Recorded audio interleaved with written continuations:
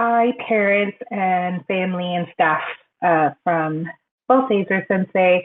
I was asked to create a video to help you guys figure out how to, on the parent end of things, add Google Classrooms and calendars to your of your students to like a Google Classroom for yourself. So here's the thing. You don't need to create a new Google account or new Google email. When you initially set up and accept an invite for Google Calendar and stuff or Google Classroom stuff, you do not need to do the original. You do not have to create something new. When it says to create an account, you do create an account. And then when it says type in an email address, you do not have to do that. Instead, what you do is you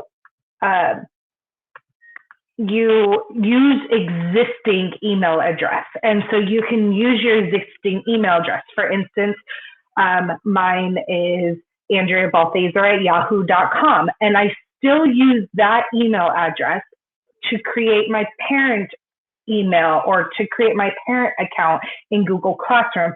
So I can see the live stream or the stream of the classrooms. I can see the work of my student, things like that. So what I want to do is I want to show you some things about this and how to add it to yourself. And Bioni Sensei graciously gave me the class code to add so I can show you how to add a new class because I had already added the 7th grade math that I was going to show. So what we do is you are going to be sent an email that looks a lot like this email here. And it says Google Classroom, like in this instance, Omega added me as a guardian to a Google Classroom for the child of Andrew. So when you accept it, it brings you to a screen. Sorry, I have a bunch of emails. I'm sorry. It brings you to a screen that looks like this, and it says Google Classroom email summaries. And it says your student's name and then their email address, and you can choose the frequency on which you get those email summaries. So weekly, daily, no summaries at all. I chose daily, and then you can set your time zone. You don't necessarily have to do that, but you can. Okay, and so then you are strictly just going to get email summaries. You're not going to be able to see the Google Classrooms. You're not going to be able to see the work. You're not going to be able to see all that stuff. So what you do then is then you go to a Google Classroom. Okay, let me close this out. Let me go here. And for instance, I can go in here, and this is my parent account, and using my email address, because you can see right here, it says AndreaBalthaser@yahoo.com, and that is my parent email. And then this gives me all the Google apps and things. And then right here, this plus button is how you join a class. So you would join your student's class.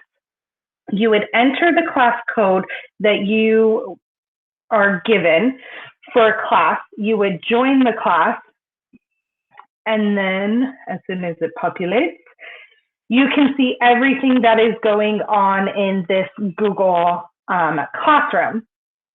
So you can see the stream. It says Bioni Sensei has posted a new assignment, real-time meeting practice slides for an activity. So you can click in there, you can see this activity, you can see the presentation. It tells you how to turn it in if you need to. But what I wanted to show you is when you go here to classwork, you can go to Google Calendar here, this button. You can click on it,